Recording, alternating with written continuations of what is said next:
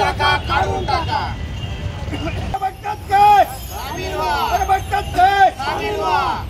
दिनांक 16 नोव्हेंबर रोजी नाशिक रोड इथल्या डॉक्टर बाबासाहेब आंबेडकरांच्या पुतळ्यासमोर बाबासाहेबांना अभिवादन करून मार्क्सवादी कम्युनिस्ट पक्षाच्या वतीनं मतदानासाठी जगात कुठेही न वापरल्या जाणाऱ्या EVM मशीनचा वापर बंद करा, मतदान पत्रिकेवर मतदान घ्या, बोगस व दुबार नावं वगळून मतचोरी थांबवण्याकरता स्वाक्षरी मोहीम हाती घेण्यात आली.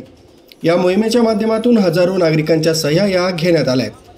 स्वाक्षरी मोहिमेचा उद्देश म्हणजे सदोष मतदार याद्या दुरुस्त करा, मतदानामध्ये होणारी मतचोरी बंद करा, संशयित मतदान प्रक्रिया बंद करा, तसंच पारदर्शक पद्धतीनं मतदान राबवा, लोकशाही वाचवा, संविधान वाचवा हे उद्दिष्ट डोळ्यासमोर ठेवून सह्यांची मोहीम राबवण्यात आली.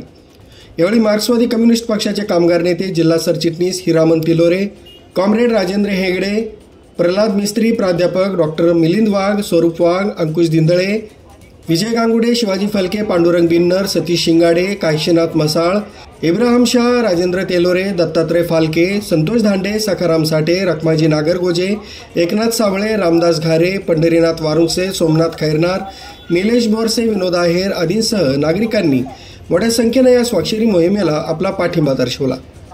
सदरची मोहीम ही संपूर्ण जिल्ह्यात सातत्यानं सुरू राहणार असल्याची माहिती आयोजकांनी दिली आहे. आरबी न्यूजसाठी पांडुरंग भांगरे, नाशिक रोड.